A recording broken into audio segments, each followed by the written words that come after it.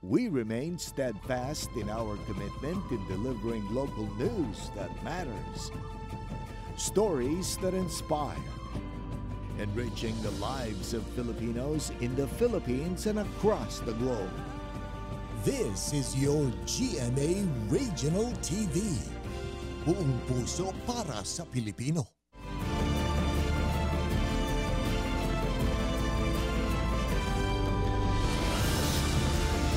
Ito ang GMA Regional TV 1 North Central Luzon.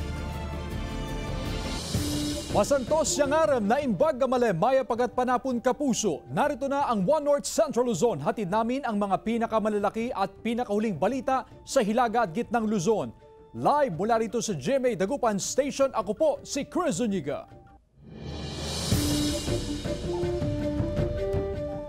Mag-amang sakay ng tricycle, patay matapos salpukin ng jeep sa San Jacinto, Pangasinan. Yan ang balitang tinutukan ni Russell Simorio. Nakangiti at masaya pang nagpakuha ng larawan ang 6 na taong gulang na si Inigo Prestoza nang bumisita sila kasama ang kaanak sa Baguio City nito lang Nobyembre. Pero sa larawan na lang na ito makikitang nakangiti si Inigo. Kagabi, magkasamang nasawi si Inigo at kanyang ama na si Police Master Sergeant Isidro Prestoza matapos masalpok ng pampasaherong jeepney ang sinasakyan nilang tricycle sa barangay Lobong, San Jacinto, Pangasinan. Sa lakas ng impact, tumilapon si Inigo habang pumailalim sa jeep ang kanyang ama. Mabulok sa kulungan para makaginawa kami dahil nag-iisa na yung kong mag-alaga sa mga anak niya. Galing sa barangay Labnoy ang mag-amang Prestoza na nagpakain ng mga alagang baka nang mangyari ang insidente. Lumalabas sa investigasyon ng pulisya na mabilis ang takbo ng jeep na minamaneho ni Maximo Narag. Itong jeep nag-attempt na i-overtake yung tricycle na minamaneho. Sa kasamang palad, nabangga po niya yung bandang likuran ng tricycle. Nasa kustodiya na ng pulisya si Narag na aminadong nasa impluwensya ng alak nang mangyari ang insidente. Inalang ako ng dispensita saka nakikirami na lang ako. Inihahanda na ng pulisya ang kasong isasampa laban sa driver ng jeep. Kasama si Ron Alistair Tañedo, Russell Simorio, One North Central Luzon. Mga motorsiklong may maiingay na tambucho na madalas pa raw nagkakarerahan, reklamo ng ilang residente sa Calasiao, Pangasinan. Nagbabalik si Russell Simorio. Naging sentro ng usapin sa social media ng mga residente sa Calasiao, Pangasinan ang perwisyong dulot ng mga motorsiklong may maiingay na tambutsyo. Istorbo sa kanilang pagtulog at pagtatrabaho sa mga nag-work from home ang mga maiingay na tambutsyo.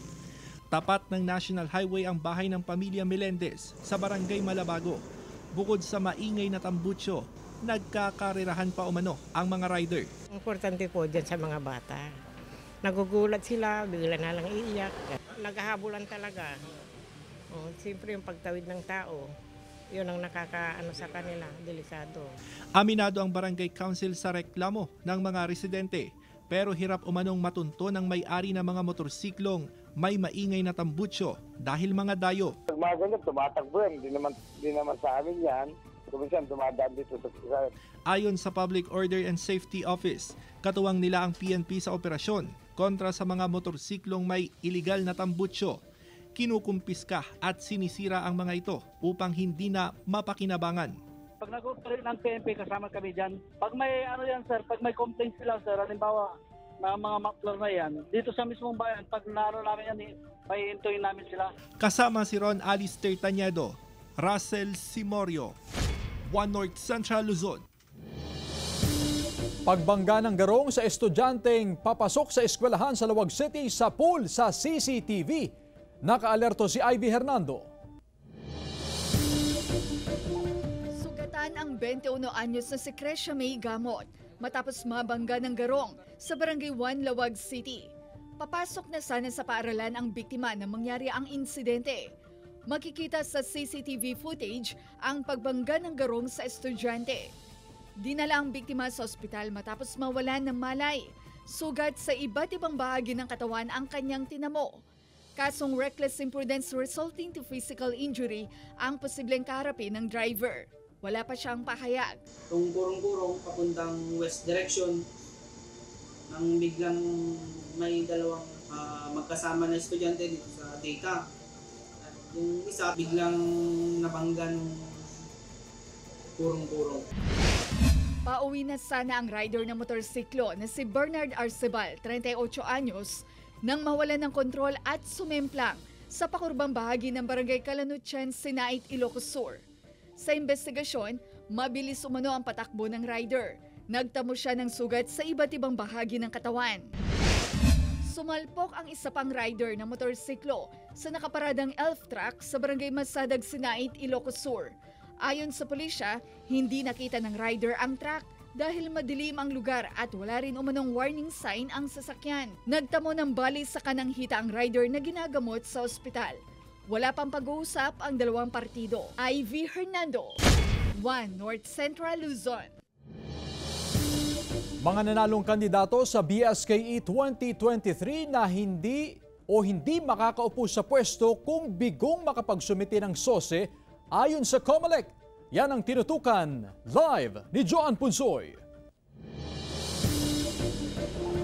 Joan? Chris, nagpaalala nga ang COMELEC sa mga kumandidato noong BSKE na magsumiti ng SOSE habang medyo malayo pa nga itong deadline nito. Kakaunti pa lang ang bilang ng mga kumandidato sa BSKE 2023 na nagsumite ng Statements of Contributions and Expenditures o SOSE sa COMELEC. Sa Dagupan City mula October 31 hanggang kaninang umaga, hindi bababa sa 11 ang nakapagsumite na ng SOSE. Unang-una po, mapipila po ng maayos ng asawa ko po, tsaka po yung hindi na po kami sasabay sa maraming tao. Para wala na akong isipin, makapag-concentrate na ako sa trabaho ko. Nagsumite na rin ng SOSE ang bagong panalong barangay chairman ng Tambak. Talagang requirements kasi ng COMELEC, kaya siyempre gagawin namin kasi pag hindi namin ginawa, di may dahilan sila. Baka mamaya affected kami sa kung hindi kami po uupuhin. Isa sa mga requirements para makapag-assume into office is yung compliance nila sa submission ng SOSE. Samantala, nagsimula na ring maghain ng Statements of Contributions and Expenditures o SOSE ang ilang kumandidato sa BSKE 2023 sa Ilocos Sur. Marami raw ang hindi nakaboto sa katatapos na eleksyon ayon sa COMELEC. We found out na may mga double or multiple records, so dinilit natin yan para hindi makaboto muna.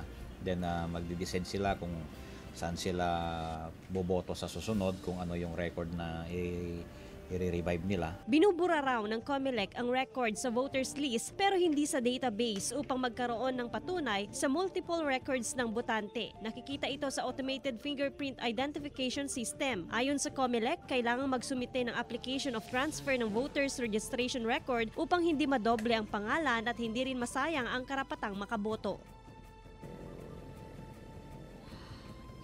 Bagamat araw-araw namang nadaragdagan, medyo malayo pa rin naman daw itong bilang nga ng mga kandidatong nagsusumite ng kanilang SOSE sa target nga ng COMELEC. Ang hiling ng COMELEC, wag daw mag last minute dahil posibleng siksikan itong sitwasyon.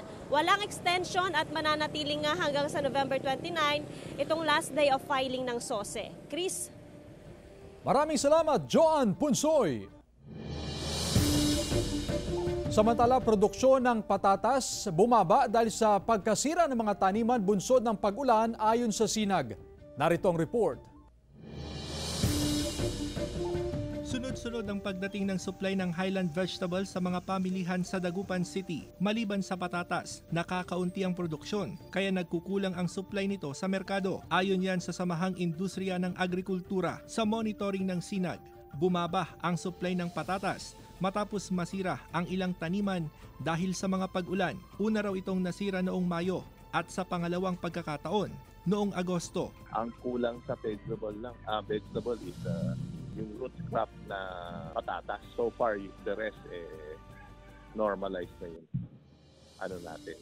production natin. May konting short sa patatas yan. Inaangkat ng mga tindera sa Malimgas Public Market ang supply ng patatas sa mga bagsakan market. Hirap po kumuha kapag nahuli ka sa pag kukunti po yung dumating na patatas, talaga mahirapan ka po. Saan po sir, maaga silang pumupunta lang Ordaneta para pag may dumating na biyahe galing sa Baguio, yun, makakakuha sila agad. Naglalaro sa 80 hanggang 200 pesos ang kada kilo ng patatas sa pamilihan. Depende sa laki, lingguhan ang paggalaw sa presyo ng patatas. Maraming hindi nagbiyahe dahil mataas ang gulay. Kaya tumigil sila. Biglaan na dumababat kasi walang namimili. Ayon sa Sinag, posibleng sa Disyembre o unang quarter ng 2024, babalik sa normal ang supply ng patatas sa merkado. Kasama si Ron Alistair Tañedo, Russell Simorio, One North Central Luzon. Isang Pangasinense ang Rank 1 sa October 2023 Fisheries Professional Examination. Samantala, Rank 4 naman ang isang Bulakenyo na nag-aral sa Ilocos Norte. Atin silang kilalanin sa report. Higit pa sa nanalo sa loto, ang sayang nadarama ng isang ama at fish pan caretaker na si Avelino de la Cruz. Rank 1 sa October 2023 Licensure Examination for Fisheries Professionals ang kanyang anak na si Adrian Cayabyab de la Cruz, tubong barangay Caloocan Sur, Binmaley, Pangasinan. Ay masayang-masaya, hindi ko ma-explain ang nararamdaman ko. Nung nalaman ko na nakapasa, napaluha pa ako. Oo, sasaya pa. Nagtapos si Adrian sa Pangasinan State University Binmaley Campus. Sabi ni Adrian, kailanman ay hindi naging balakid ang pagiging hikahos sa buhay para makamit ang tagumpay. Opo, nagpuyat din talaga na kailangan din, kasi alam ko naman na kailangan ding paghirapan talaga yung kung gusto ko talagang mag-top.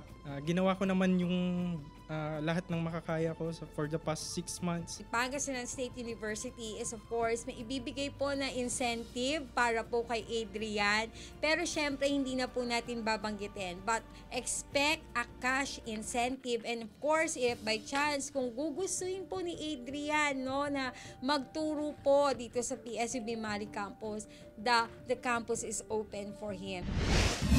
Top 4 naman sa kaparehong licensure exam, si Julia Katrina Bonotan, tubong Bulacan ng 22 anyos na dalaga na nagtapos bilang magna cum laude sa Mariano Marcos State University sa Ilocos Norte. Hindi raw biro ang pinagdaanan ng dalaga at maging sa preparasyon sa pagkuha niya ng board exam. Marami pong people yung nag-inspire sa akin. Kasi nakikita ko po yung maraming people around me kung gaano po sila nagsastruggle. I think important din po na nakakamove sila ng tao. Russell Simorio, One North Central Luzon.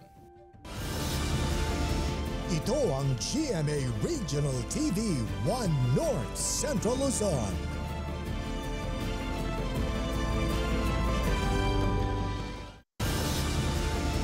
Ito ang GMA Regional TV One North Central Luzon. Ilang hog racers sa Mangaldan, Pangasinan takot na raw mag-alaga ng baboy dahil sa banta ng African swine fever. Ang detalye sa report.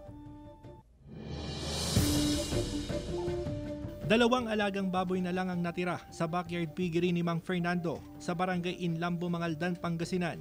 Nakatakda pang katayin ng mga baboy para sa isang salo-salo.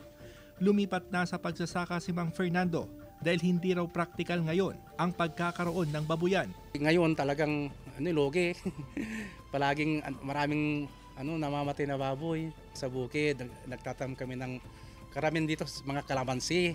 Marami sa mga piggery farm owners sa bayan ang tuluyan ng huminto sa pag-aalaga ng baboy. Sa monitoring ng Municipal Agriculture Office, takot nang bumalik sa piggery business ang mahigit 200 na hog racer dahil sa banta ng African swine fever at iba pang sakit ng baboy. Tinigil talaga sila naman magbaboy. Kaya hindi ko namin sila na-advise kasi ang sabi ko, at your own risk muna, sabi ko. Pwede kayong magbaboy, 1 o 2 lang. Aminado rin ng LGU na inaangkat na sa ilang karatig probinsya ang mga kinakatay na baboy sa bayan. Ganito rin umano ang aasahan ngayong nalalapit na Christmas season. Posibleng sa susunod na taon na babalik sa pag-aalaga ng baboy ang mga hog racer lalo kung meron ng bakuna kontra ASF. Kasama si Ron Alistair Tañedo, Russell Simorio, One North Central Luzon. Insidente ng pagkahilo dahil daw sa maagang shifting ng klase, iniinda ng ilang estudyante ng Dagupan City National High School. Narito ang report. Ilang estudyante ng Dagupan City National High School ang nakararanas ng pagkahilo sa umaga ayon sa pamunuan ng paaralan dahil ito sa maagang preparasyon sa klase ng mga learner. 6 a.m. to 12 noon ang morning shift, sakop ang grade 7 at grade 9. May mga cases kami na nangyayari na kapag hindi nakapag-almusal yung bata, nahihilo, so dapat nakaredy kami palagi. Yung mga school nurses namin ay nakaredy. Sinisigurado raw ng estudyanteng si Gwen na nakakain siya bago pumasok sa eskwela. Minsan po yung mga ulam pag sa gabi po, yun na po yung kinakain ko kasi nag-iwan na lang po kami ng ulam para di na po magluluto si mama. Hindi naman daw pwedeng palitan ng paaralan ang schedule dahil magkukulang na sila sa oras. Nagpapatupad ng shifting ang paaralan dahil sa kakulangan ng classroom. Pero sa ngayon, puspusan ng pagpapatayo ng bagong building kung saan 10 classroom ang maaaring magamit dito. Patuloy rin na inaayos ang mga lumang silid-aralan. Hoping that in the next school years, ay maibalik namin sa dati yung aming schedule. Kasama si Jing Dakanay, Joan Punsoy, One North Central Luzon. Kabi-kabilang road project sa Ilocos Norte, minamadali na raw tapusin ng DPWH bago ang Pasko. Sundan sa report. Minamadali ng tapusin ng DPWH ang kabi-kabilang road project sa Ilocos Norte. Layo nitong hindi maapektuhan o mapirwisyo ang mga motorista, lalo na ang mga bakasyonista sa nalalapit na holiday season. Kabilang sa mga tinututukang proyekto ang Lawag Paway Road. 4 na road projects ang inaasahang matatapos sa Desyembre. Nakatakdang pasinayaan ng lokal na pamahalaan ng Kawayan Ilocos Sur ang bagong boardwalk na makikita sa Barangay Pandan. Kumpleto sa amenities, maliban sa pasyalan, mayroon ding stalls para sa mga negosyante. Malaking potensyal daw ang Kawayan Boardwalk na maging sentro ng turismo sa bayan, maliban sa Bagnet Farm at Choco Surf Point na dati nang dinarayo ng mga turista. Naipwesto na muli ng fish growers ang kanilang fish cages sa Bantaway River sa San Vicente, Ilocos Sur. 3 buwan nang mapinsala ang lahat at maanod dulot ng magkakasunod na bagyo. Ilan sa kanila nakapaglagay na ng fingerlings na karamihan ay malagang isda. 80% na ang nakabalik sa pag-aalaga ng isda sa ilog ayon sa municipal agriculturist. Nananatiling mababa ang palay procurement ng NFA Eastern Pangasinan kahit pa harvest season ngayon. Umabot lamang sa 20,285 sako ng palay ang kanilang nabili noong nakaraang buwan. 12.36% lamang ito sa kanilang target na 164 bags ng palay. Hinihikayat ng NFA ang mga local farmer na magbenta sa kanilang tanggapan. Sa ngayon, nasa 23 pesos per kilo ang presyo ng clean and dry palay na binibili ng NFA. Pero aminado ang tanggapan na malaking kompetensya ang mga private trader na mas mataas ang buying price. Jarek Pasiliao, One North Central Luzon. Nagsagawa ng prayer rally for peace ang grupo ng mga nagsusulong ng kapayapaan sa Rizal Freedom Park sa Tuguegarao City bilang pagkondena sa pagpapaigting ng Enhanced Defense Cooperative Agreement o EDCA sites sa Cagayan. Ayon sa Peace for Development Group, mariin nilang tinututulan ang pagdaragdag ng US ng mga EDCA sites sa bansa. Kabilang na ang Lalo International Airport at ang Camilo Oses Naval Base sa Santa Ana, Cagayan sa identified EDCA sites. Kasabay ng pagwagayway sa mga tarpaulin na may mga katagang Peace, No to War, No to EDCA ay ang pagtitirik ng mga kandila ng mga sumama sa rally. Alam mo, China, mas malakas ang power nila. Diba? Mas malakas ang power nila kaysa atin dito sa Pilipinas. Timor-Leste President Jose Ramos Horta bumisita sa GMA Network. Tunghayan sa report. Journalist, freedom fighter, Nobel Peace Prize winner. Yan ang Pangulo ng Timor-Leste na si Dr. Jose Ramos Horta na bumisita sa GMA Network. Sinalubong siya at tinanggap ng mga opisyal ng GMA sa pangunguna ng GMA Network Incorporated Chairman and CEO, Attorney Felipe L. Gozon. We deeply admire your strong commitment not just to democracy but also to journalism.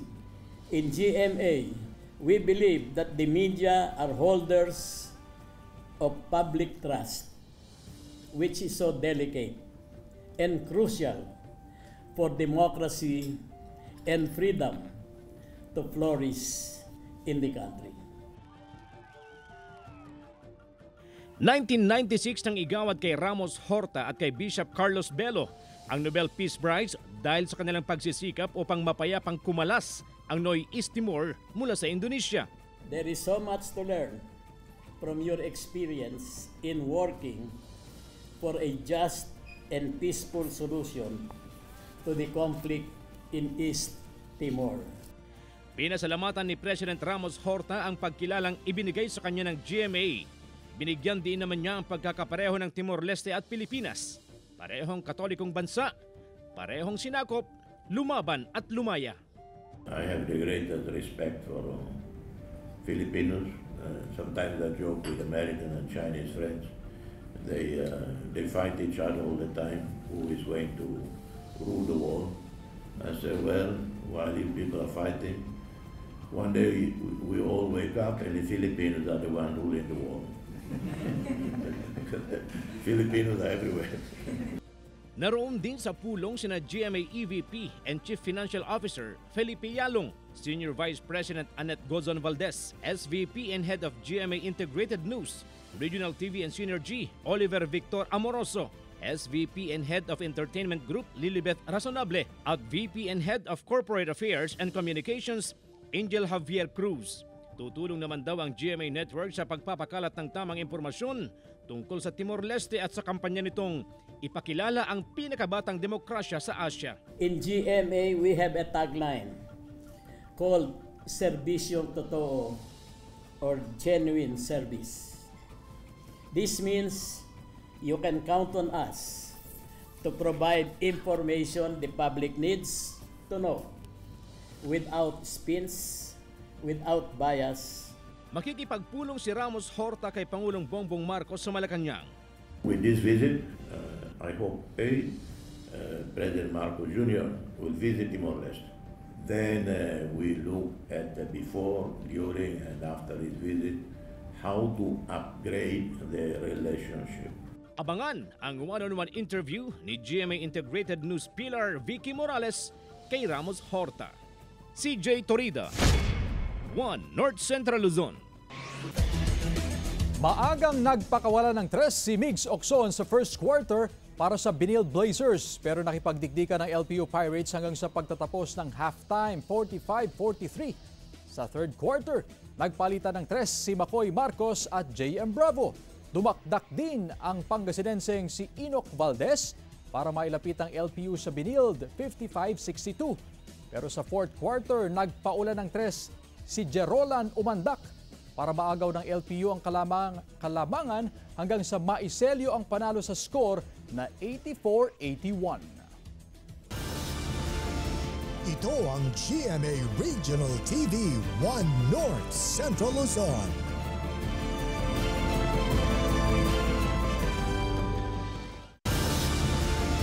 Ito ang GMA Regional TV 1 North Central Luzon. Dead on arrival sa pagamutan ang 45 anyos na lalaki matapos na makuryente sa isang bukid sa barangay Pugos, Cabugao, Ilocos Sur. Nakita raw itong nakahiga sa damuhan kasama ang 2 patay na kambing. Nadiskubre ng otoridad ang nakalaylay na kable sa bakod na natuklap, sanhin ang pagkakuryente ng biktima at mga kambing. Hindi na nagbigay ng pahayag ang pamilya ng biktima. Tumanggi na ring magbigay ng pahayag ang pulisya sa pakiusap ng pamilya nito.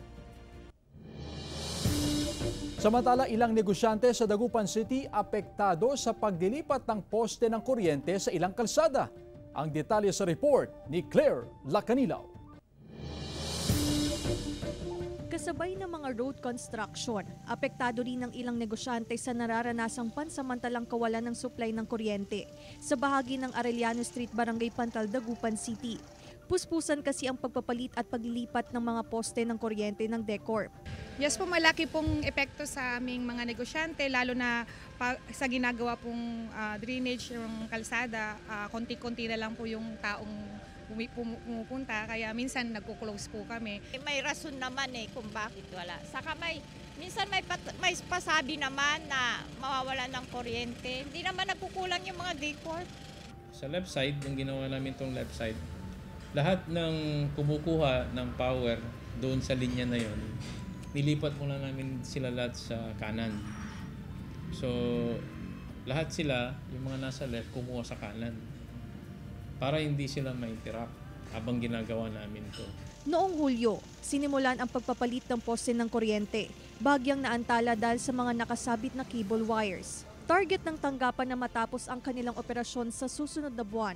Naka-attach kasi yung mga cables nila sa poste namin.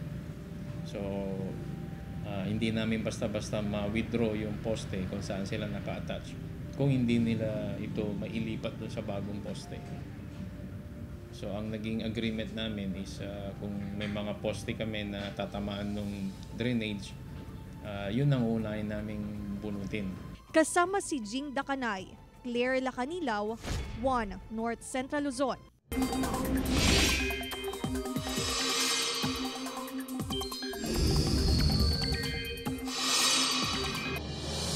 Mga kapuso, mas maaliwalas sa panahon ng aasahan sa malaking bahagi ng bansa hanggang weekend. Ayon sa Pag-asa, wala pa ring nakikitang sama ng panahon o namumuong cloud cluster sa loob ng Philippine Area of Responsibility. Patuloy na umiiral ngayon ang easterlies, pero posible pa rin ang localized thunderstorm sa hapon o gabi. Posible ang mahina at pulupulong pag-ulan sa ilang lugar sa Luzon, gayon din sa Visayas. Pero may malalakas sa pag-ulan sa Mindanao, partikular sa Davao Region at Soc-Sargen. Magpapatuloy yan hanggang gabi, kaya doble ingat mga kapuso.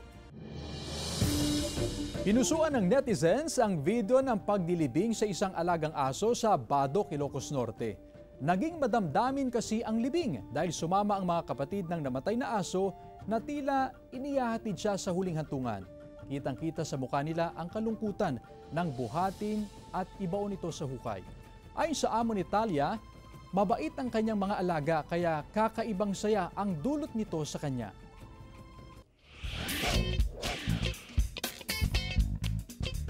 Buko halo-halo na sinangkapan ng puto seko, patok sa Bacnotan, La Union. Ating tikman sa report. Kung hanap mo ang creamy sarap at kakaibang twist sa halo-halo, itry na ang buko halo-halo na sinangkapan ng puto seko.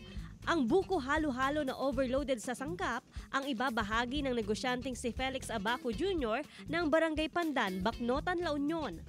Nagsimula lang sa pagbebenta ng buko noong pandemya hanggang sa nakaisip siyang gumawa ng buko halo-halo hanggang sa pumatok ito at binabalik-balikan ng kanyang mga customer. Pagbenta na rin ako ng buko, tapos bare months, nakita ko buko halo-halo kaya ginaya ko dito sa lugar namin. Ayun, nag-start na nun, pumatok na nun. Sa paggawa ng buko halo-halo, gadgarin ang laman nito at ilagay sa isang container.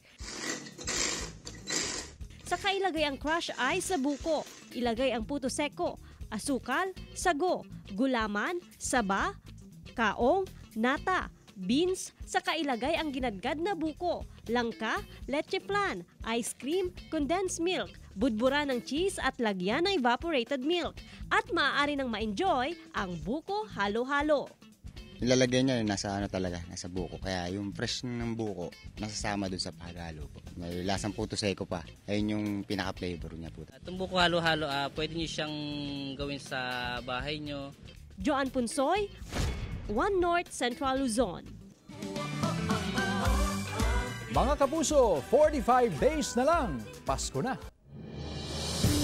Samantala, mapapanood niyo po ang episode na ito at iba pang pinakahuling lokal na balita sa official website ng GMA Regional TV, www.gmaregionaltv.com. Pwede rin kayong bumisita sa aming official YouTube channel, GMA Regional TV, at i-click ang subscribe button para sa pinakamainit na balita mula sa mga rehiyon. Nais naming pasalamatan ang mga kapuso sa Hilaga at Gitnang Luzon, maging ang mga kapuso natin abroad. Dahil sa GMA Regional TV, local news matters. At yan ang mga pinakamalaki at pinakahuling balita sa Hilaga at Gitnang Luzon.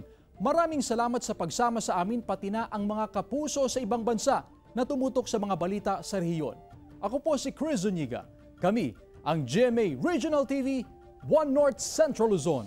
Buong puwersa para sa mas malaking misyon at mas malawak na paglilingkod sa bayan.